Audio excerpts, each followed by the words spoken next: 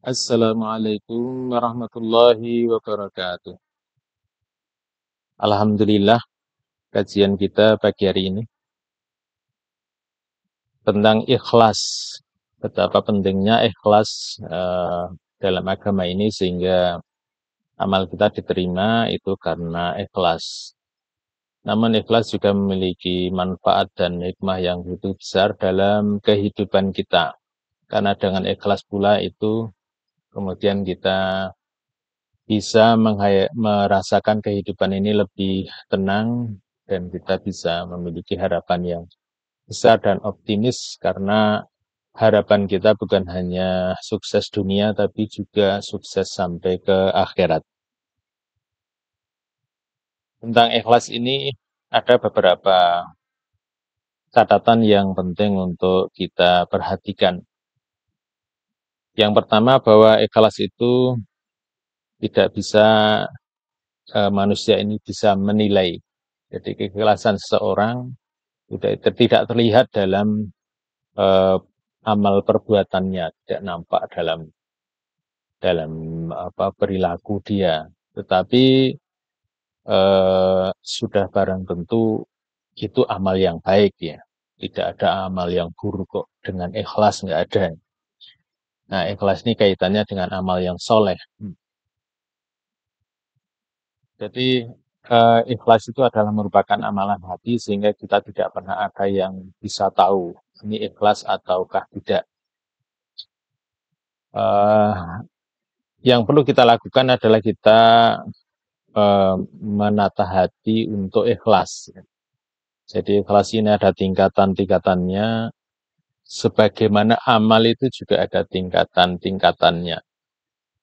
Ada orang yang tingkatannya tinggi, kemudian makomnya itu tinggi.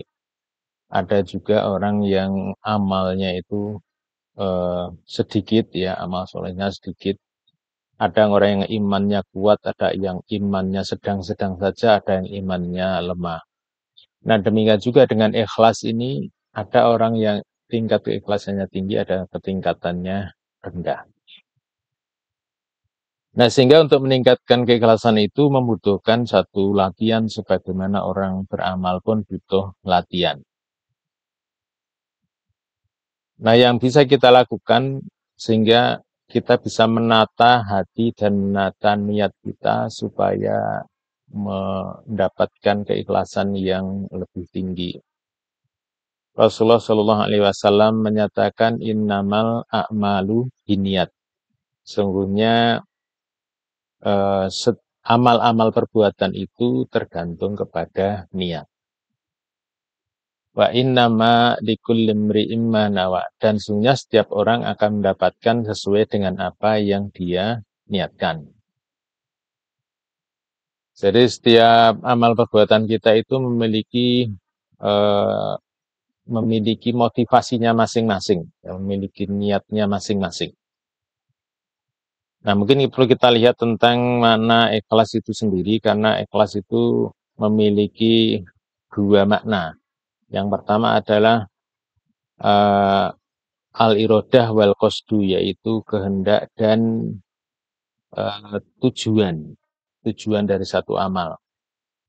Jadi apakah amal itu ditujukan pada Allah ataukah untuk selain Allah, ditujukan kepada manusia mungkin atau ditujukan pada Allah sekaligus juga untuk makhluk. Nah, itu semuanya memberi eh, makna dari yang pertama al-irodah wal qasdu. Kemudian yang kedua itu merupakan tamyiz. Tamyiz yaitu pembeda antara amal yang satu dengan yang lain. Kalau tadi itu tamyizul maksud bil amal, menunjukkan tujuan dari amal. Yang kedua adalah eh, pembeda antara ibadah yang satu dengan ibadah yang lain.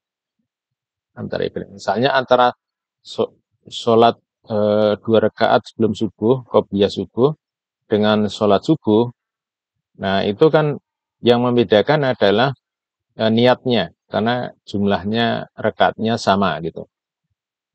Nah, demikian juga yang membedakan sholat duhur dan sholat asar itu adalah karena niatnya, karena jumlah rakaatnya juga sama 4 rakaat ya. Nah, yang membedakan adalah niatnya. Bahkan nantinya kalau orang biasa melakukan wudhu setiap kali, setiap saat, nah mungkin saja ketika dia mau bersih-bersih badan ya caranya sama dengan melakukan tata cara sebagaimana dia berwudhu. Nah, sehingga yang akan membedakan apakah dia sedang berwudhu ataukah sedang bersih-bersih badan, nah itu yang membedakan adalah niatnya. Nah, kemudian dari disitulah kita bisa paham kenapa kita perlu menata niat. Jadi niat itu didasari oleh kepahaman terhadap amal, kemudian dengan kepahaman kita terhadap amal itulah kemudian kita menata niat kita. Jadi eh, apa apa yang kita lakukan itu bagaimana kaifiatnya perlu kita pahami terlebih dahulu. Nah, kemudian poin yang kedua, balasan setiap amal tergantung kepada niatnya. Jadi ikhlas hanya untuk Allah atau lillah. Seperti yang disebutkan oleh hadis Rasulullah tadi. Jadi masing-masing amal itu seakan-akan sudah ada labelnya sendiri-sendiri, apakah dikirim kemana, gitu ya. Seperti paket yang sering kita kirim itu setiap barang mesti ada alamatnya, gitu. Nah, setiap amal perbuatan kita juga sudah ada label alamatnya mau dikirim kemana. Nah, kemudian akan mendapatkan eh, mendapatkan jawabannya ya, sesuai dengan alamat yang dituju. Nah, kemudian yang ketiga, niat yang ikhlas itu tidak mengubah yang haram menjadi halal. Perkara mungkar tidak menjadi makruf hanya karena niat yang baik. Jadi tetap saja eh, apa perkara yang halal dan haram itu jelas, yang mungkar dan ma'ruf itu jelas. Tidak kemudian dengan niat kemudian akan berubah. Jadi kalau ada orang mengatakan yang penting niatnya kemudian melakukan yang haram, ya tidak bisa. Ya. Atau misalnya ada orang yang ingin berbuat baik, tapi dengan cara yang salah. Misalnya mau menolong orang lain dengan cara mungkin mau memberi sodakoh tapi dengan cara mencuri. Nah, itu kan tidak bisa dibenarkan. Jadi tujuan itu tidak kemudian menghalalkan segala cara. Yang keempat, ada aktivitas yang kita anggap merupakan aktivitas keduniaan, nilainya itu kategorinya termasuk perkara mubah, bisa bernilai ibadah karena niat yang menyertai. Misalnya makan, misalnya minum, dan sebagainya itu bisa bernilai ibadah ketika ada niat, ya, niat lillah kepada Allah. Nah, itu yang paling mudah adalah dengan memulainya setiap aktivitas itu dengan basmalah. Bismillahirrahmanirrahim. Nah, ini akan mengarahkan niat kita itu kepada lillah, ikhlas karena Allah. Kemudian yang keempat itu adalah yang kelima, peningkatan semangat ibadah karena aktivitas berjamaah atau bersama dengan orang lain ini tidak bertentangan dengan keikhlasan. Ketika kita ada di masjid, kemudian sholat berjamaah, ya. Kemudian setelah selesai sholat jamaah, kita melihat kiri kanan orang melakukan sunnah ba'diyah.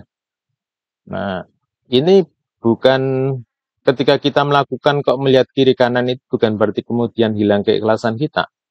Itu adalah karena barokahnya kehidupan berjamaah, nilai lebihnya orang bertemu dengan orang lain, bersilaturahim, itu kemudian akan meningkatkan semangat. Jadi orang yang bertemu dengan orang lain kemudian lebih bersemangat dalam beramal, itu tidak ada kaitannya dengan kemudian tidak bertentangan dengan masalah keikhlasan. Tapi inilah karena manfaatnya orang itu bertemu dengan orang lain gitu. Karena pada dasarnya kita itu butuh orang lain untuk meningkatkan semangat, motivasi. Ketika orang rajin ketemu orang yang rajin atau orang malas ketemu orang yang rajin bisa tertulari menjadi rajin. Tapi sebaliknya orang yang eh, orang yang rajin kumpul-kumpul sama orang yang malas mungkin satu saat akan juga malah terbawa. Artinya betapa pentingnya agama ini mengajarkan Jangan membiasakan untuk mengurung diri, menyendiri, tapi berusahalah untuk selalu bersama dengan jamaah, bersama dengan orang lain. Kemudian yang keenam, menunjukkan diri kita memiliki kemampuan tertentu, ini tidak bertentangan dengan keikhlasan. Ya. Kita mampu melakukan sesuatu, kemudian kita sampaikan, nah ini tidak bertentangan dengan keikhlasan. Karena orang lain tidak akan tahu tentang diri kita kalau kita tidak menjelaskannya. Bisa mampu melakukan ini, melakukan itu. Itu baik dalam urusan artinya urusan di dalam ibadah atau urusan di dalam masjid, maksud saya, ataupun di luar urusan-urusan pekerjaan. Kita kalau misalnya melamar pekerjaan, sudah barang tentu kita harus menunjukkan diri kita punya kemampuan ini, punya kemampuan itu, dalam rangka memperkenalkan diri kita. Nah, demikian juga di dalam kehidupan kita bergaul di tengah masyarakat ini, kita tidak salah dan tidak mengurangi keikhlasan ketika kita itu menjelaskan tentang apa yang kita mampu, atau barangkali malah diimbangi dengan menjelaskan tentang kekurangan kita kalau itu tidak menyebabkan orang jadi merendahkan. Yang keenam adalah, yang ketujuh adalah amal ibadah yang disembunyikan. Ibadah yang disembunyikan itu baik untuk menjaga keikhlasan, tetapi amal yang ditampakkan juga tidak masalah. Amal yang ditampakkan tidak masalah juga. Nah, bisa jadi ketika seseorang menjadi contoh bagi orang lain, menunjukkan kepada orang lain tentang satu amal kebaikan, maka kemudian ada yang tertarik untuk mengikuti. Nah, bukankah ini malah menjadi satu influence ya, pengaruh yang bagus ya di dalam komunitas atau mungkin di dalam kebersamaan kita. Karena bisa jadi ketika orang itu sharing pengalaman, kemudian menceritakan apa kebaikan yang bisa dilakukan, bukan dalam rangka untuk berbangga diri. Ya, kalau itu kan sebenarnya urusannya di dalam hati masing-masing ya. Tapi kemudian dalam sharing itulah ada teman yang kemudian tertarik untuk mengikuti langkah-langkah yang kita lakukan. Walaupun tentunya bukan tidak setiap amal harus mesti didokumentasikan, kemudian di-share gitu ya. Tapi ketika kita sudah siap menceritakan ke orang lain, tentunya dengan tujuan-tujuan supaya orang lain pun juga tertarik untuk melakukan satu kebaikan. Sedangkan keburukan saja dipromosikan, apalagi kebaikan kan butuh lagi dan lebih butuh untuk dipromosikan. Dan promosi yang terbaik sudah barang tentu adalah contoh-contoh kebaikan, bukan hanya cerita-cerita tentang kebaikan saja. Nah, demikian semoga bermanfaat. Assalamualaikum warahmatullahi wabarakatuh.